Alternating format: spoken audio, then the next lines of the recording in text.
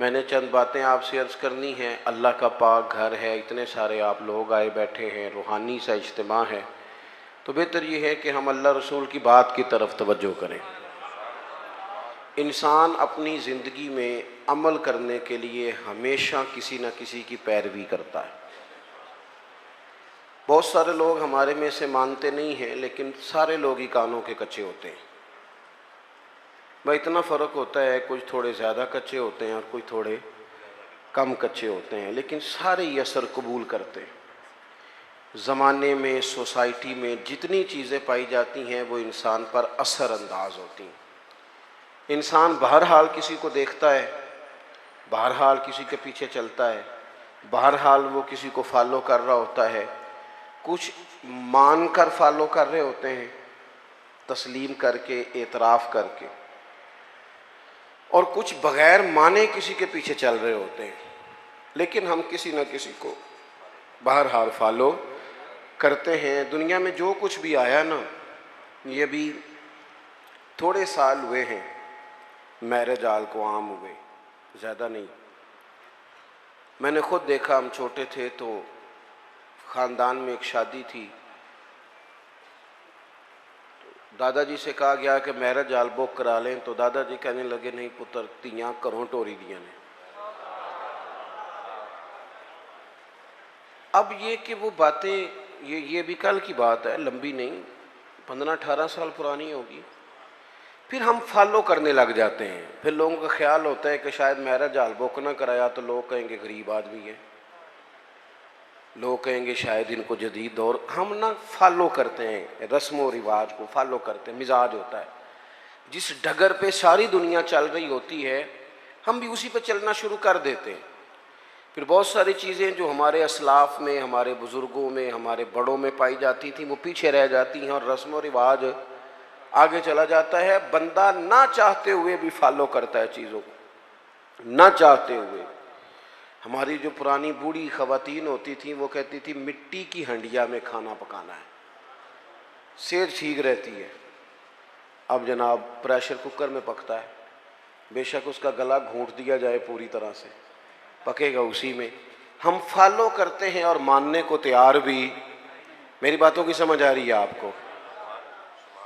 इंसान जितना भी सियाना हो ना, बहरहाल किसी न किसी के पीछे चलता है, उसको चलना ही पड़ता है। रब ने मसला हल कर दिया, फरमाया तुमने किसी के पीछे चलना जो है तो ऐसे के पीछे चलोगे जिसमें कमियां पाई जाएंगी। मैं तुम्हें एक ज़ात देता हूँ मदीने वाले महबूब की। लक़द कान लकुम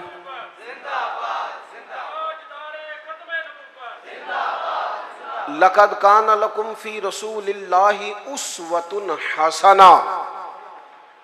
फरमाया तुम्हारे लिए नबी पाक अलैहिस्सलाम की ज़िंदगी में बेहतरीन नमूना है। सोनी बात है, हुजूर का तर्ज ज़िंदगी इख्तियार करो, नबी पाक के तरीक़ों पे चलो। हुजूर सैयद आलम सल्लल्लाहु अलैहि वसल्लम ने जो तुम्हें दिया है वो लो, हुजूर के रस्तों के मुसाफिर बनो। नबी पाक की सुन्नत को, शरीयत को, हुजूर के तरीक़ाकार को इख्तियार करो, अपनाओ। हम अगर नबी करीम अलैहिस्सलाम की तालीमात को पहले तो मोहब्बत से समझें, पढ़ें, गौर करें, सुने। ये जो हमारे जितने काम है ना, ये सारे हो गए रटे रटाए, रटे रटाए।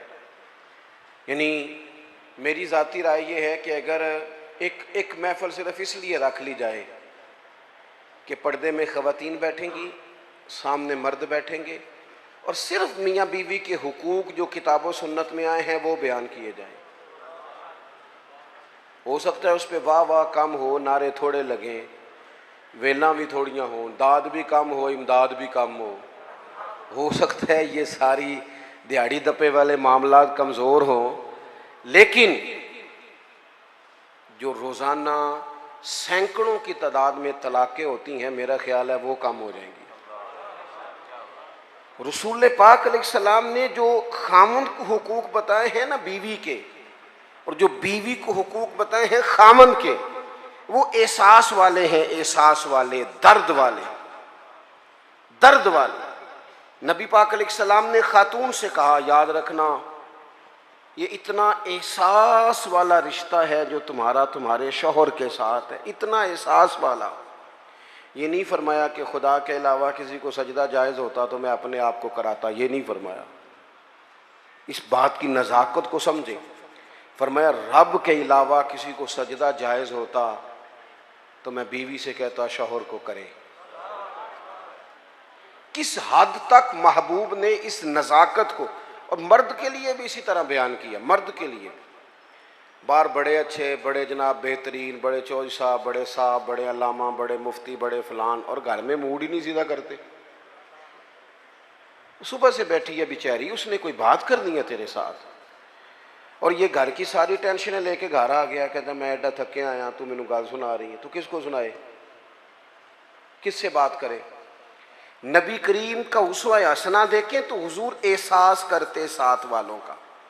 हमारी ज़िंदगी हमारी ज़ात से शुरू होती है। मैनू रोटी पूछी जे कि नहीं, मेरे कपड़े इस्त्री होए ने कि नहीं, मैनू प्रोटोकॉल, वो तो किसी और की भी सोचना। तेरे सब खुशियाँ तेरे साथ ही वाबस्ता हैं। खुदा मुझे ऐसी खुदाई ना दे कि अपने सिवा कुछ दिखाई ना दे। हुजूर का उसवा हसना क्या है? लो हदीस पाक सुनो, आप खुश हो जाएंगे। हुजूर एक दिन घर में बैठे बैठे मुस्कुराए और फरमाया, आयशा जब तुम मुझसे राजी होती हो फिर भी मुझे पता चल जाता है, और जब तुम्हारे दिल में कोई बात होती है मुझे फिर भी पता चल जाता है। हज़रत आयशा बड़े तजस्सुस से अर्ज़ करने लगी, या रसूल अल्लाह सल्लल्लाहु अलैहि वसल्लम, मैं और आपसे नाराज़। हुजूर ने फरमाया, बताऊं फिर? या रसूलल्लाह फरमाइए। तो महबूब फरमाने लगे, तुम कभी कभी कसम उठाती हो? हुजूर उठाती हूँ। फरमाया, जब होती हो ना राज़ी तो कहती हो मुझे मोहम्मद मुस्तफ़ा के रब की कसम, और जब नाराज़ होती हो ना, दिल में को बात होती है, तो फिर कहती हो मुझे हज़रत इब्राहीम खलील के रब की कसम। फिर तुम हज़रत इब्राहीम का नाम लेती हो। कुर्बान जाए, क्या अदा है मदीने वाले महबूब, क्या क्या शुगुफ्ता अंदाज है कि जुमलों का एहसास करना के साथ वाला सोचता क्या है, उसकी कैफियत क्या है, वो कहाँ खड़ा हो गया है, उस बेचारे के जज्बात क्या हैं। हज़रत आयशा सिद्दीक़ा तो रो ही पड़ी, अर्ज करने लगी, कुर्बान जाऊं करीम महबूब यहाँ तक ख्याल रखते हो? कोई बोल, कोई ज़रूरी है कि कोई रो के दुखड़ा सुनाए तो सुनना है? उसके लफ्ज़ों से गौर करो, उसके जुमलों पर गौर करो, उसकी बातें देखो, उसकी गुफ्तगू कहाँ है और वो कहाँ पहुँच गया है बेचारा, उस दर्द को महसूस करो। हुजूर फरमाने लगे, हाँ मुझे पता चल जाता है। तो सैयदा आयशा अर्ज़ करने लगी, या रसूलल्लाह फिर कसम है मुझे उस रब की, इसने आपको रसूल बनाया है, मैं नाम ही छोड़ती हूँ पर मेरे दिल में हमेशा मदीने वाले रसूल मौजूद रहते हैं। थोड़ा सा ना हुजूर का उसवा हसना, हमें ज़्यादा मुश्किल बार नहीं है, घरों में है। ज़्यादा मुश्किल बार नहीं, ज़्यादा मुश्किल घर में। आप सुने जी, अल्लाह खुश रखे। हूँ मैं जाना तो मेरा काम जाने, अल्लाह आपको खुश रखे। थोड़ा डाटा हूँ, आप मेरी बात पर तवज्जो करें। अजीज़ दोस्त, होता ये है, बस सिर्फ इस मामले ही डाटा हूँ, बाकी अल्लाह माफ़ फरमाए, बाकी काम सादा ही है। आप परेशान हो गए, बल्कि ज़्यादा परेशान हो गया बास दोस्त, पता नहीं क्यों डांटे हैं, बड़े सादे हैं जी। अल्लाह ताला हमसे दरगुजर करे, बस कबूल करे। आप गौर करेंगे क्या कह रहा हूँ। देखो हमें ना ज़्यादा मसाइल घर के अंदर हैं, बाहर नहीं। कुछ बंदे ऐसे होते हैं जो ज़्यादा वज़ादार होते हैं, पर्दा रखते हैं, पसंद नहीं करते, वरना घरों के अंदर की परेशानियां बंदे को बाहर भी कमज़ोर कर देती हैं। ये जो बाहर बंदे बड़े तलख होते हैं ना, मोटरसाइकिलों की टक्कर होती है, ये बेचारे घर में परेशान होते हैं। जाने किस उम्र में जाएगी ये आदत मेरी, रूठना उससे तो औरों से उलझते फिरना। कई दफ़ा इंसान अपनी घरेलू मुश्किलात से परेशान होता है।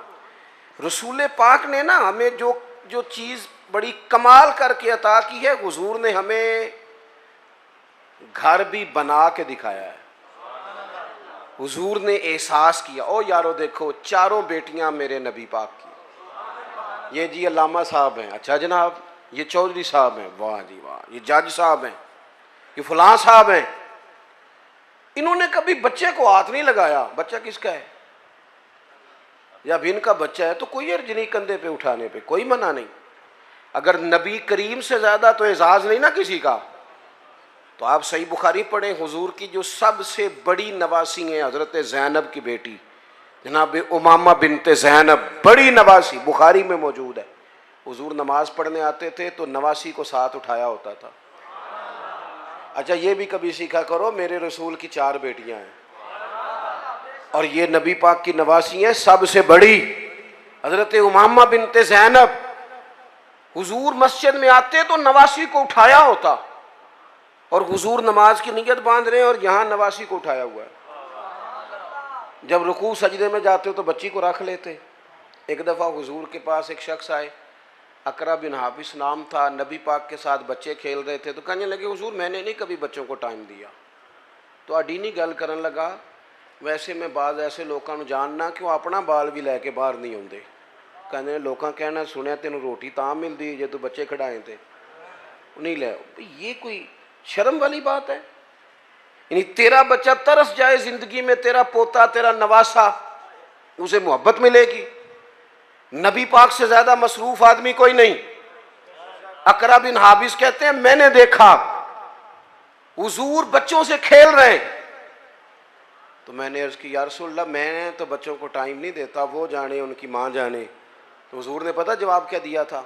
ये लिख लेना कहीं दिल की तख्ती पे। हुजूर फरमाने लगे तो अपने बच्चों को भी वक्त नहीं देता? हुजूर नहीं। महबूब फरमाने लगे अगर अल्लाह ने तेरे दिल से, उस शख्स से हुजूर ने कहा, अकरा बिन हाबिस रवायत करते हैं, महबूब उस शख्स से कहने लगे अगर तेरे दिल से रब ने रहमत निकाल ली है तो मैं क्या करूं, मुझे तो रहमत अल्लिल आलमीन बनाया। थोड़े से लहजे पर गौर हो, थोड़ा अंदाज प्यार वाला हो, थोड़ा सा एहसास हो। अच्छा जो कभी कभी मिले उनसे अंदाज मीठा, उसका क्या फायदा? जो हर वक्त साथ है उनसे तो प्यार करना, पहले उनका तो एहसास पैदा करना जिनकी वजह से तुझे छांव मिलनी। तो नबी पाक का जो उसवा हसना है, हुजूर ने जो हमें जो तरीके दिए वो बिल्कुल आम फहम है, रूटीन के हैं। हमारे यहाँ ना आजकल पीराने उजाम पाए जाते हैं, अल्लाह माशाल्लाह पीर साहब हैं जी। और मुझे एक साहब रोज़ अपने पीर साहब की करामत सुनाते थे, चुप करके सुन लेते थे। मुसीबत ये है कि इनकार करें तो बड़ा मसला बन जाता है। और पीरों की करामत भी हर 1.5 मिनट के बाद ज़ाहिर होती है। वो एक दिन उसके भाई ने को तलाक शलाक दे ली तो मुझे कहने लगे जी तलाक का मसला बताएं। मैं क्या पीरा ने पूछ, कहता वो कहते ने किसी आलिम ने पूछते पे। मैं क्या पीरा ने मदरसे दाखिल कराओ, पीरा ने मदरसे दाखिल कराओ, जिन्होंने आंदा जाता कुछ नहीं थे। क्यों कि हज़रत सुल्तान बाबू का फतवा है, बां जिल्मो जो करे फकीरी यो काफर मरे दीवाना हूँ। ये कैसे हो गया? बगैर तालीम के एक आदमी रहनुमा बन के बैठ जाए, मुक्तदा बन, ये कैसे हो गया? अपनी जिंदगी में उसूलों की बुनियाद पर मामला चलते। रसूल पाक ने तालीम दी है, हुजूर का उसवा हसना है। रसूल करीम अलैहिस्सलाम ने अपनी उम्मत को सिखाया है जीना कैसे है। अगर मैं खुल के बात करूं तो हुजूर ने सिखाया है मरने में मज़ा कैसे है। नबी करीम से दीन सीखो, हुजूर से उसवा हसना सीखो और सादा तकल्लुफात से मुबर्रा ज़िंदगी, रूटीन में ज़िंदगी। आप यकीन करें इस दौर का सबसे बड़ा मसला प्रोटोकॉल है, सबसे बड़ा मसला। मैं जाता हूँ मुल्क में सफ़र करता हूँ, दोस्तों से कह देता हूँ कि आप घर रहना, हमें एड्रेस दे दो, हमें पहुँचना आता है। 15 मोटरसाइकिल आगे हैं, 20 उसके आगे हैं, 10 उसके आगे। ये क्या हो रहा है?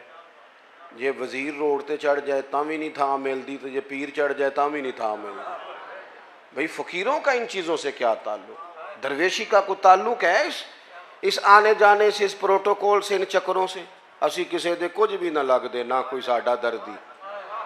और दरवेश जो होते हैं ना, दरवेश रब के, हज़रत बाबा बुल्ले शाह साहब कसूर में इतिकाफ़ नहीं करते थे। कहते थे बंदे हाथ बड़े चूमते, सबको पता है सैयद हूँ, गौस पाक की औलाद हूँ। दूर निकल जाते थे जहाँ जानने वाला कोई ना हो, ताकि बंदा तसल्ली से अल्लाह अल्लाह कर ले। और कहते थे उठ बुल्ले आ, उठ बुलिया चल उथे वसीए जिथे वसदे नहीं सारे अन्ने। उठ ना बुलिया चल उथे वसीए जिथे वसदे सारे ही अन्ने। ना को तेरी जात पछाणे ना कोई तेनू मन्ने। अपनी जिंदगी हुजूर ने जो देखे ना, एक सहाबी हजरत अबू शुएब रदी अल्लाह ताला अन्हु, हुजूर का चेहरा देखा तो महसूस हुआ कि महबूब ने कई दिनों से खाना नहीं खाया। मीठा खाना भी सुन्नत है, पर फाका करना भी सुन्नत है जी, ये भी सुन्नत है हुजूर की। और नबी पाक फ़कीरी पर मजबूर नहीं। हुजूर तो कायनात के ख़जानों के मालिक हैं, लेकिन अल्लाह से मांग के लिया फ़क्र मेरे नबी पाक। कहा है अल्लाह एक वक्त रोटी दे, एक वक्त फाका दे। ये सादगी, ये आजिज़ी, ये हुजूर की पसंद है। अल्लाह करे आपको समझ आए। एक होता है फ़कीरी में फ़कीरी करना, वो आसान है। एक होता है बादशाही में फ़कीरी करना। ये जो मदीने वाले रसूल ने की है, ये बादशाही में फ़कीरी की है।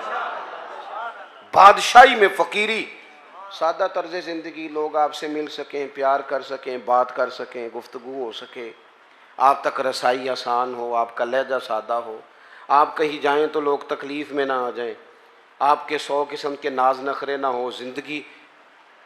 हुजूर फरमाते हैं मिल्लत के जवानों सुनो, ये शौक़ छोड़ दो। कई दफ़ा ना ज़्यादा दौड़ लग जाती है तो पैसा मिल जाता है, रिश्ते पीछे रह जाते हैं। इस तरह होता है कि वो हम देख देख के ना लोगों के मालो दौलत को तो अपना इस तरह का मिजाज बना लेते हैं कि वो हर चीज़ दौलत के तराजू में तुलने लगती है। इंसान कमज़ोर पड़ जाता है, मादियत के रिश्ते गालब आते हैं, रूहानियत पीछे रह जाती है। अल्लाह के महबूब अलैहिस्सलाम ने फरमाया कि मेरे पास जिब्रील अमीन हाजिर हुए थे और मुझे इख्तियार दिया गया, मैं चाहूँ तो नबी और बादशाह बन जाऊँ। हज़रत यूसुफ़ अलैहिस्सलाम नबी भी हैं, बादशाह भी हैं। जनाब सुलेमान अलैहिस्सलाम नबी भी हैं, बादशाह भी हैं। मुझे इख्तियार दिया गया, मैं चाहूँ तो नबी और बादशाह बन जाऊँ, और चाहूँ तो अल्लाह का बंदा और नबी बन जाऊँ। हुजूर फरमाते हैं मैंने बादशाही कबूल नहीं की, रब की बंदगी कबूल की है।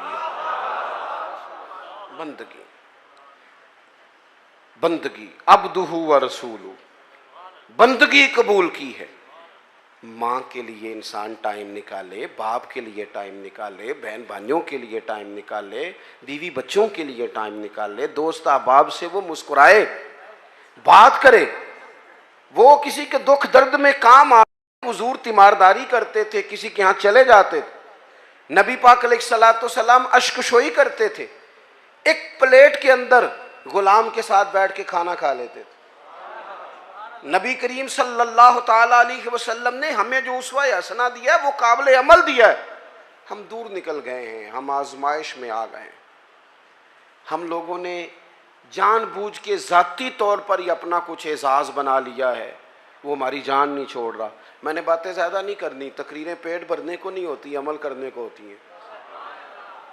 मकसूद कोई मसला समझाना है। मैं आपको जो बात समझा रहा हूँ आप उस पर गौर करें। मैं किसी भी मौके पर अपनी बात को बड़ी जल्दी समेट दूंगा।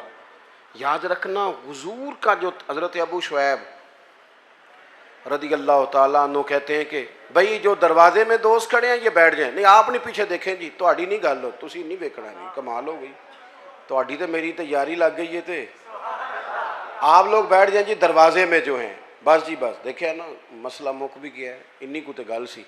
आप तवज्जो करें। हज़रत अबू शुएब रदी अल्लाह ताला अन्हु फरमाते हैं कि महबूब के ना चेहरा नूर पे मैंने देखा कि महसूस हुआ कि 2-4 दिन से खाना नहीं खाया। मैंने ना फटाफट बंदे गिने हुजूर के साथ कितने, घर में मैंने कहा 5 लोगों का खाना पकाओ। ये ज़रा बात को समझना।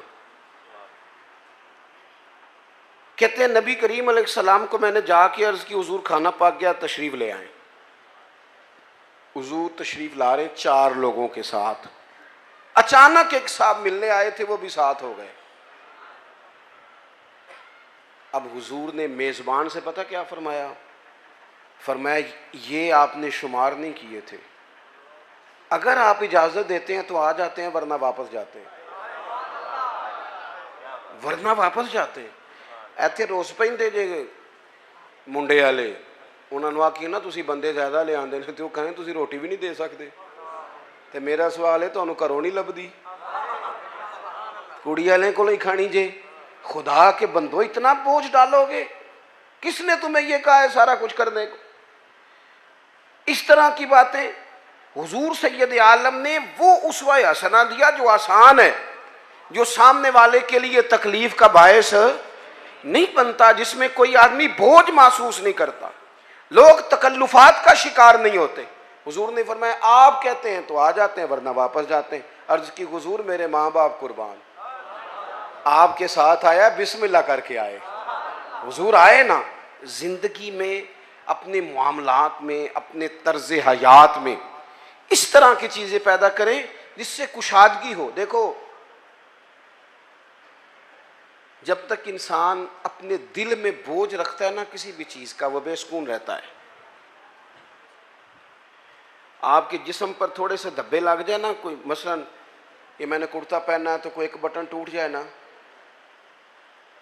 तो किसी को टेंशन हो ना हो, मुझे बड़ी होगी कि यार मेरा बटन टूटा है, महफिल में जा रहा हूँ।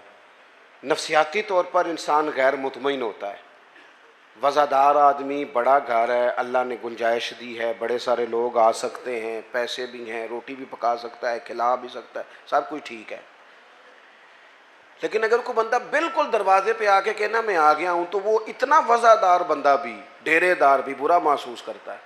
कहता है पहले बताना चाहिए था। क्यों? कहता है यार असी ज़रा सफाई तो कर लेंगे, कपड़े तो बदल लेते। क्योंकि इंसान थोड़ा सा ना, ज़रा सा भी दाग धब्बा घर में कपड़ों पे हो तो बोझ महसूस करता है। ये जो लोग कहते हैं ना ये सारा कुछ है, टेंशन नहीं जाती, मेरा जवाब ये है कि दिल चेक करें, ऊपर कोई धब्बा तो नहीं।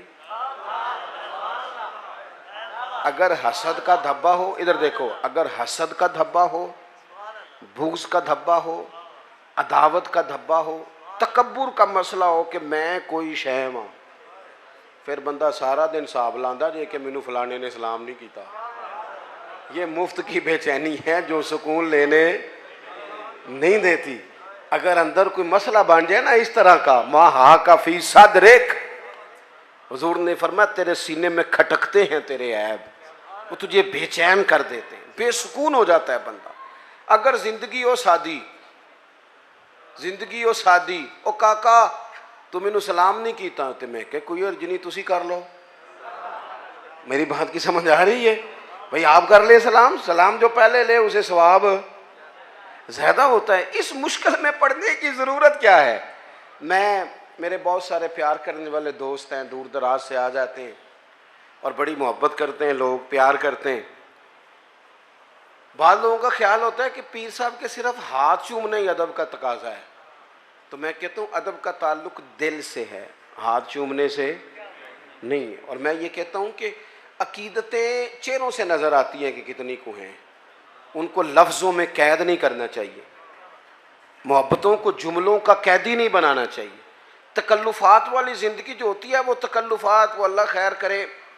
हमारे यहाँ बड़े बड़े ऊंचे ऊंचे लक़ब, बड़ी बड़ी बातें, नकीबे महफिल कर रहा है, फ़लाँ साहब आ गए, ओ भाई तू ठहर जा, सादी बात कर, जिसको सब के दिल कबूल कर ले, थोड़ा मुतमईन हो जाए इंसान।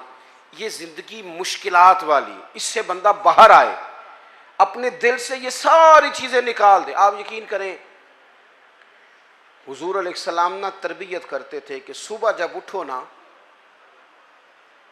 तो अपने दिल का जायज़ा लो कि बिल्कुल साफ़ है। और यहाँ तक हुजूर ने फरमाया कि अपनी बीवी से बुग़्ज़ ना रखना। फरमाया अगर उसकी एक बात तुम्हें ना पसंद है तो उस पर गौर कर लो जो तुम्हें पसंद है, लेकिन किसी एक आध बात की वजह से बुग़्ज़ ना पैदा कर लेना, मुकाबले में ना उतर आना। वो साढ़े यहाँ एक फ़ख्र और भी है, वो मुंडा कहता है जी मैं कभी सहुरियां दे घर नहीं गया, मैं तो बाहर ही ला के आ जाना। मैं क्या को कमाल है, किसी की बेटी को बुनियाद बनाकर इज्जत करा लेना, ये तो कोई मुश्किल काम नहीं, कोई बात है करने वाली। अल्लाह के रसूल ने तो फरमाया ससुर तेरा बाप है, उस्ताद तेरा बाप है, तू फख्र बता रही, फख्र वाली बात है। ये तो तुझे थोड़ा सा शर्म करके बात बतानी चाहिए थी। किस तरह की चीजों को हमने अपना एजाज बना लिया, किस चीज को बाइस फख्र को बाइस फख्र बातें। मेरे दोस्तों, दिलों में किसी के लिए कोई बात ना हो। नबी पाक अलैहिस्सलाम ने फरमाया, ए अंस मेरे बेटे, ये हुजूर अपने गुलाम को बेटा कह रहे हैं, या बुनैया कहते थे जनाब अंस बिन मालिक। ए अंस, ए मेरे बेटे, तुमसे हो सके तो सुबह इस हाल में करना कि तुम्हारे दिल में किसी का बुग़्ज़ ना हो। और अगले लफ्ज़ क्या हैं? हुजूर फरमाने लगे, ये मेरी सुन्नत है, और जिसने मेरी सुन्नत से मोहब्बत की उसी ने मुझसे मोहब्बत की है। निरा मिसवाक लेके दांत साफ करना ही सुन्नत नहीं, दिल साफ करना भी सुन्नत है। दिल साफ करना भी सुन्नत है, ये भी तिरमिज़ी की हदीस में मौजूद है। मैं बस बात ख़त्म करने लगा हूँ, आप गौर करेंगे। हज़रत अब्दुल्ला इब्न उमर कहते हैं, हम नबी पाक की बारगाह में बैठे थे, दो लोग। आप तवज्जो करें जी, मेरी आप एक बात भी समझ गए ना। देखिए आप कितने सारे लोग माशाल्लाह आए हैं और इतनी मोहब्बत से आप आए हैं। अगर एक बात आज अपनी हम तरबियत कर लें, एक ज़्यादा नहीं, एक बात अगर जलसों को कानों की लज्जत समझ के ना लो, खुदारा बड़ी हो गई तकरीरें, बड़ी हो गई बातें, बड़े हो गए नारे। दीन तो अमल के लिए आया है, अब उसकी अमली सूरतों पर भी आए ना। मैं अक्सर दोस्तों से पूछता हूँ, सब ने हदीस सुनी हुई है ना कि एक औरत ने कुत्ते को पानी पिलाया था तो बख्शिश हो गई थी, सुनी है ना। लेकिन यहाँ सड़क पे गाड़ी से टकरा के कुत्ता मर जाए ना, तो उसका गोश्त गाड़ियों के टायरों से लग के सड़क से हटता है, कोई बंदा छड़ी के साथ भी साइड पे नहीं करता। किस लिए सुनते हैं तकरीरें, किस लिए पढ़ते हैं जुमे? क्या समझा हुआ है कि सिर्फ ये बातें बातें करने के लिए? दीन तो अमल के लिए आया है। जो कौम, मुझे अल्लाह ने तौफीक दी, हमने खिदमत की वहाँ थोड़ी सी बड़ी मुख्तसर सी, सबसे थोड़ी हमारी है। सैलाब ज़दगान के लिए हम गए, 2 दफ़ा मैं खुद भी गया और मेरे संगी तो तसलसल से वहाँ खिदमत में मसरूफ़ रहे। जितनी सियासी जमातें ना आपके मुल्क में, सारी हुकूमत में हैं। किसी की पंजाब में हुकूमत है, किसी की मरकज़ में हुकूमत है, किसी की सिंध में है, किसी की खैबर। कूरन क्यों लग पे हो? मैं गलत गल की थी? बड़ी आपने गौर शुरू कर दी है। हाँ हाँ, खूब करे हमद से थोड़ा सा गिला भी सुन ले, थोड़ा सा तो सुने ना, सच्ची बात तो सुने। है ना सबकी हुकूमत, सारे हुकूमत में। क्यों नहीं गए ये सारे सैलाब? वहाँ जाके डेरा लगाते ना। और जब तक खबरें तेज़ थी ना कि सैलाब आया हुआ है, हमारे दिल भी नरम थे। जिस दिन से खबरें ठंडी हैं, सैलाब वालों के घर बन गए हैं, सबके चले गए वो घरों में, हम तो चुप कर गए क्योंकि खबरें ठंडी हो गई। हम तो ट्रेंड पे चलते हैं, मीडिया वार पे चलते हैं। जिंदगी हकीकतों से गुजरती है, खबरों से नहीं गुजरती, हकीकतों से। किसी के घर रात रहना पड़ जाए तो किसी के कमरे में नींद नहीं आती। मुझे बताओ, जो 2 महीने से झोंपड़ियों में बैठे हैं उन्हें कैसे नींद आती है? बेटियां सांझी नहीं होती, तो जो सड़कों में बैठे हैं बच्चियों समेत, बस हम लोग, मर्जी हमारी अपनी है, मखसूस सा हमारा मिजाज है, उसके मुताबिक ज़िंदगी गुजारना चाहते हैं। असल एहसास है जो रसूल करीम ने अता फरमाया। अब तो ऐसी हवा चली है कि हर शख्स सोचता है तमाम शहर जले, बस एक मेरा घर ना जले। ये हमें बना दिया गया है, ये खुद गर्जी सिखा दी गई है, मादा परस्ती। बहरहाल बात ज़्यादा नहीं करनी। हज़रत अब्दुल्ला इब्न उमर कहते हैं, मैं और जनाब अनस बिन मालिक हुजूर की बारगाह में बैठे थे। अचानक दरवाजे पर दस्तक हुई। हुजूर ने फरमाया, दरवाज़ा खोलो, जो बंदा दरवाजे पे आया है वो जन्नती है। ये ज़रा देखो मेरे नबी पाक का इल्मे गैब, ये देखो मुस्नद इमाम अहमद बिन हंबल में हदीस मौजूद। और मेरे आला हजरत ने तो बात ही ख़त्म कर दी, कहने लगे, और कोई गैब तुमसे नेहा हो भला जब खुदा ही ना छुपा रहा।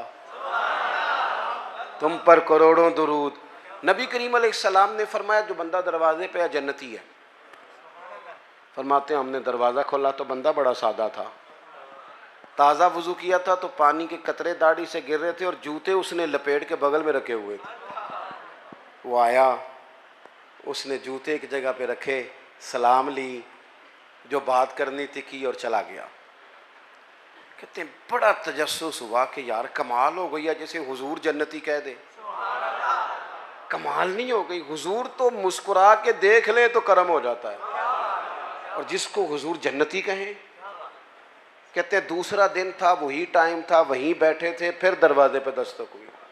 हुजूर ने फरमाया खोलो दरवाज़ा, जो दरवाजे पे आया है वो जन्नती है। कहते हैं देखो करम अल्लाह का, हमने दरवाज़ा खोला तो बंदा वही था जो कल आया था। बड़े नसीब हैं भाई। कहते हैं उसी तरह आया, वुजू ताज़ा किया हुआ था, कोई बात की और चला गया। अल्लाह की कुदरत को उसने इत्तेफाक, करम बालाए करम, वहीं बैठे थे, तीसरा दिन था, फिर दस्तक हुई, मैं हूं और जनाब अनस बिन मालिक थे दरवाजे पे। आने वाला आया, महबूब ने फरमाया खोलो भाई जन्नती आ गया है। कहते हैं वही बंदा आ गया।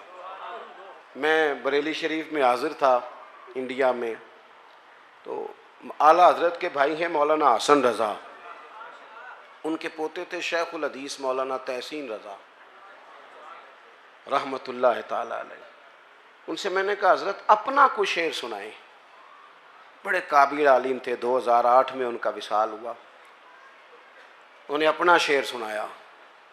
कहने लगे इल्मे गैबे रसूल के मुनकर इस हकीकत को भूल जाते हैं, गैब माना के राज है लेकिन राज अपनों से कब छुपाते हैं। वअल्लमा का मालम तकुन तालम। नबी करीम अलैहिस्सलाम ने तीसरे दिन भी फरमाया जो दरवाजे पे आया है वो बंदा जन्नती है। फरमाते हैं दरवाज़ा खोला तो बंदा वही था। हज़रत अब्दुल्ला इब्न उमर कहते हैं मैं वो घर गया तो मैं उसके पीछे हो गया। मैंने कहा यार मेहरबानी करो, मुझे कुछ 3 दिन का मेहमान नहीं बना लेते, खुद का खुद। कहते मैं ढूंढना चाहता था कि पता करूं कौन सा ऐसा अमल करता है जिसकी वजह से 3 दफ़ा हुजूर ने जन्नत की बिशारत दी। असी भी पता कराई दै, पता करो इन्हें पैसे किमें कट्ठे कीते ने, पता करो मशहूर के जो है, पता करो शार्ट रास्ता कौन सा है। इससे बंदा कमज़ोर हो जाता है, कमज़ोर। वयरज़ुक़हु मिन हैसु ला यहतसिब। रब फरमाता है जो मुझ पे भरोसा करे ना, मैं वहाँ से रिस्क देता हूँ जहाँ से उसका गुमान भी नहीं होता, सोचा भी नहीं होता, वहाँ से दे देता हूँ। आप फरमाते हैं मैं उनके घर चला गया, 3 रातें और 3 दिन मैं उनके साथ रहा, लेकिन वो इशा पढ़ते जमात से और फजर तक सोए रहते, उठ के फजर पढ़ते, तहज्जुद भी नहीं पढ़ते थे। सदका भी मैं उनसे ज़्यादा देता था, बाकी मामलात में भी मैं समझता था कि मैं तो ज़्यादा जिक्र फिक्र करता हूँ। फरमाते हैं कोई ऐसी चीज़ मिली नहीं कि इतना बड़ा करम 3 दफ़ा हुजूर ने जन्नती का। फरमाते हैं मैं तीसरे दिन आने लगा तो वो मुझसे कहने लगे आप किस लिए आए थे, समझ नहीं आई, क्योंकि घर तो करीब ही है और 3 दिन मेहमान कोई रहे तो बात तो समझने वाली है। फरमाने लगे इसलिए आया था कि तू वो खुशकिस्मत है कि जिसे 3 दफ़ा मेरे नबी ने जन्नत की बिशारत दी। बस मेरी बात मुकम्मल हो गई, आपने गौर करना है मेरी बात पे। और खुदारा अगर आप सिर्फ सोच लेंगे ना थोड़ा सा इसको कि मैं क्या कह रहा हूँ, तो शायद मेरे लिए कुछ ज़ख़ीरा या आखिरत बने। थोड़ा सोच लेना थोड़ी देर के लिए, थोड़ा गौर करना क्या कह रहा हूँ। कहते हैं वो सहाबी कहने लगे अमल आपने मेरे देख ही लिए हैं जो हैं, कोई लंबी चौड़ी लिस्ट नहीं, एक शय मेरे पास है। ये मुस्नद इमाम अहमद बिन हंबल में हदीस मौजूद है। कहने लगे एक शय है और मुझे उम्मीद है वही सबब बनी है अल्लाह रसूल के करम का वो क्या? फरमाने लगे मैंने जब भी अपना सीना देखा है ना, मेरा सीना बड़ा साफ है, ना बुग़्ज़ है, ना अदावत है, ना कीना है, ना हसद है, ना किसी के लिए। 14 तबक दिले दे अंदर ते असा तंबू वांगू ताने, दिल दरिया समुंदरों डूंगे। ते कौन दिलां दियां जाने। कहने लगे सीना कुशादा है, सीने में हसद अदावत बुग़्ज़, जो सीने साफ करे ना उसके लिए बिशारतें होती हैं। हुजूर ने जो हमें उस्वा हसना दिया है वो सादा है, खुले दिल वाला है। अपनी ज़िंदगी नबी करीम के तरीक़ों, किसी न किसी को फॉलो करना जो है तो रसूल करीम को करे ना, नबी करीम की बारगाह में हाजिर होना, ताकि हमारी ज़िंदगी के सारे मामलात बेहतर हो सकें। दुआ करता हूँ जिन दोस्तों ने इतना अच्छा इहतमाम किया और जो तशरीफ़ लाए, अल्लाह सब की हाज़िरी कबूल फ़रमाए। हो गया ना जी, अब नमाज का भी टाइम हो जी। अच्छा चले मैं 1 मिनट बात और कर देता हूँ जी। मैं ना जी 20 मिनटां वाली तकरीर नहीं, तुसी मौलवी हो सद्या जिहड़ा थोड़ी तकरीर करता है, ये तो फिर तुहानू पर्ची पानी चाहिए सी। आप गौर करें जी, अल्लाह आपको खुश रखे। मैं इन्हें जो गई हैं जी, बस मैं जो बात करनी थी कर बैठा हूँ, अल्लाह खुश रखे। या आप मुझे कोई मखसूस मजमून दे देते मैं उस पर बात कर देता। अब तो मैंने जो करना था वो कर लिया, और मेरी कोशिश होती है कि एक बात भी इजाफी ना हो ना, गल थोड़ी खिंच लीए ताकि लंबी हो जाए, ऐसा नहीं। मजमून हो, मजमून की बात हो और मौके के मुताबिक हो, वो मैं कर लिया। चले एक बात मैं और कर देता हूँ दोस्तों के कहने पर। दोस्तों, हुजूर की जो विलादत है ना, जो मिलाद है, वो इनकलाब का नाम है। मिलाद का जो लफ्ज़ है ना, हमारे यहाँ तो कुछ चीज़ें इस तरह बना दी जाती है ना कि कोई इवेंट आया तो मनाया और गुजर गया है। मिलाद वैसे तो ये एक मुस्तकिल उन्वान है कि इस पर गुफ्तगू की जाए। मिलाद एक इनकलाब का नाम है। जब आप लफ्ज़ मिलाद बोलते हैं ना कि हुजूर की विलादत हुई, तो सबसे तो पहले शिर्क की नफ़ी होती है, क्योंकि जिसका मिलाद होता है वो खुदा नहीं होता। क्योंकि अल्लाह तो लम यलिद व लम यूलद है, तो हुजूर का तो मिलाद हो रहा है। जो पैदा हो वो रब नहीं होता। दूसरी बात, मिलाद का मतलब क्या है? मिलाद अपने मफाहीम के लिहाज से बड़ा वसी है। मिलाद का माना यह है कि हुजूर से पहले बेटियां जिंदा दफन की जाती थी, अब मिलाद हुआ तो इनकलाब आ गया। अब बेटी कानूनी वारिस है बाप की, पक्की। उसे पूरा हिस्सा दिया है शरीयत इस्लामिया ने, पूरे एजाजात दिए, बेटी को पूरा संभाला दिया है। मिलाद का माना यह है कि हुजूर से पहले गुलाम बिकते थे और बाद में हुजूर ने मफहूम ही बदल दिया। अबू दाऊद शरीफ में हदीस है, हुजूर ने फरमाया तुम्हारे गुलाम तुम्हारे भाई हैं, तुम्हारे गुलाम तुम्हारे। औखी गल है, तुसी तां नहीं पे बोल दे, वाह वाह औखी गल, मैंने पता है ना। तुम्हारे गुलाम तुम्हारे मुलाजम तुम्हारे भाई हैं। और इन्नी गल नहीं सिर्फ कि वो तो मेरा वीर है, तो मेरा पुत्र है, ये तो गल मुकाई नहीं। हुजूर ने फरमाया तुम्हारे गुलाम तुम्हारे, जिस तरह का खुद खाना उस तरह का उन्हें भी खिलाना, जिस तरह का खुद पहनना उस तरह का उन्हें भी पहनाना। और तीसरी बात ये इरशाद फरमाई कि उनकी ताकत से ज़्यादा उन पर बोझ नहीं डालना। और चौथी बात ये इरशाद फरमाई कि अगर बोझ डालो ताकत से ज़्यादा तो फिर काम में उनकी मदद भी करना, उनके काम में उनकी। तो मिलादुन नबी का मतलब तो इनकलाब है। मिलाद शरीफ का मतलब तो यह है कि रसूल पाक सल्लल्लाहु ताला अलैहि वसल्लम 12 रबीउल अव्वल को जब तशरीफ लाए तो कायनात के सारे उसूल बदल दिए रसूल पाक ने। इनकलाब का नाम मिलाद है, इनकलाब का। ये जो जुलूस होता है ना मिलाद का, वैसे तो हमारे यहाँ रिवाज है सियासी जलसों में जाने का, और वहाँ लोग जाते हैं बड़ी खुशी से, लीडर को राज़ी करना होता है ना, फिर ये भी नहीं पूछते कि जाना जायज़ है कि नाजायज़ है, ये भी नहीं पूछते। जेड़ी गड्डी कदे किसी माड़े दी काम नहीं आई वो भी 6 बंदे पाए होंगे, और आज उसके टूटने का भी खतरा नहीं। अगे भी फोटो, पीछे भी फोटो, दाएं भी फोटो। क्या करते हो, किन के पीछे भागते हो? जो पिछले 5 साल किसी और के नारे लगा रहे थे और अगले 5 साल अल्लाह जाने किसके लगाएंगे। ये जो मिलाद का जुलूस होता है ना, मिलाद का जुलूस, ये उम्मत का नबी से रिश्ता बयान करता है। यहां जब नारा लगता है ना तो वो इस बात का तकाजा करता है कि अब गुलामी के बुत टूट गए सारे, इनकलाब आ गया। विलादत मुस्तफ़ा करीम सल्लल्लाहु ताला अलैहि वसल्लम इनकलाबी फ़िक्रों का नाम है, इनकलाबी सोचों का नाम है। हज़रत सैयदा आमिना, हज़रत अब्दुल्ला रदी अल्लाह ताला जो हुजूर के वालिदैन हैं, ये वो लोग थे जो उस ज़माने के सबसे ज़्यादा हसीन लोग थे और सबसे ज़्यादा नफीस लोग थे। पाक पुश्तों पाक रहमों से अल्लाह ने मेरे रसूल को पैदा फरमाया। मिलाद शरीफ को भी जब तक हम उसे जज्बात का हिस्सा नहीं ना बनाते, यानी हमारे दिल से ये बात बेदारी के साथ निकले कि मालिक शुक्र है तूने हमें रसूल पाक का गुलाम बनाया, शुक्र है तूने हमें हुजूर की उम्मत में पैदा किया, जब तक ये यानी जज्बात के साथ निकले। जैसे बंदा कभी रो नहीं पड़ता कि आखी दा चाह चढ़ गया। चलो तुहानू एक मिसाल देने, फिर तुसीं छेती समझना। कई जगह ते बच्चा मैटर करता है तो कई जगह ते उहदा अब्बा मैटर करता है, क्योंकि वो सारी मेहनत अब्बा जी दी होंदी है। अब्बा जी बेचारे जोर देते हैं, पीछा करते हैं। देखो कुछ मुंडे नाराज तकते ने मैनू, मैं सही कह रहा हूँ। मेरा दिल करता है कई बार कुछ बच्चे मैट्रिक करते हैं तो उन्होंने अब्बा जी ने आखा है तुसा किया नहीं तो इन्हें को नहीं सी करना। बाज़ जगह वालिद ही करता है मैट्रिक और उसे बड़ी खुशी होती है, थोड़ी सी टेंशन भी होती है। जब मैट्रिक किया था तो 31 मार्च को नतीजा आता था, तो जिन्हें पेपर दिते होंगे सन 1 मार्च तो नमाज भी शुरू कर लेंगे सन, उनका वालिद भी शुरू कर लेता था, क्योंकि नतीजा आता था ना 31 मार्च को।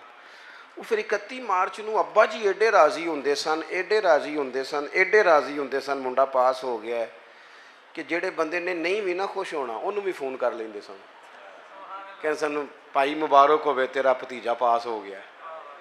वो भी चलो जिस तरह की भी उस मुबारक दी, जवाब में मुबारक, लेकिन वो खुशी ऐसी होती थी जो संभाली नहीं जाती थी। वो मुबारक हो भी बेटा पास हो गया है, जब वो भी कहता था खैर मुबारक, हालांकि रवैया उसका वो नहीं था। आप बात को समझ लें, कुछ खुशियाँ संभाली नहीं जाती। ना समझ आए तो हज़रत अनस बिन मालिक फरमाते हैं वो दिन नहीं भूलता जिस दिन हुजूर हिजरत करके मदीने आए थे। नबी पाक हिजरत करके मदीना आए तो जो सहाबा में जोश खरोश था, जो मोहब्बत थी, जो रंग था, जो अंदाज था, वो इतना अनोखा और निराला था कि फरमाते हैं आँखों के सामने से मंजर जाता। बनु नज्जार तगड़ा कबीला था अरब का, बच्चियां दफ लेके बैठ गई। वो नन्ही बच्चियां जो बैठकर वहाँ दफ बजाती थीं और रसूल पाक की जानिब इशारे करके गाती थी और कहती थी हम हैं बच्चियां नज्जार के आली घराने की, खुशी है आमना के लाल के तशरीफ़ लाने की। तो वो तसव्वुर पैदा करें, उस तरह का लहजा हो कि खुशी हमसे संभाली नहीं जा रही। अल्लाह ताला मेरी आपकी हाज़िरी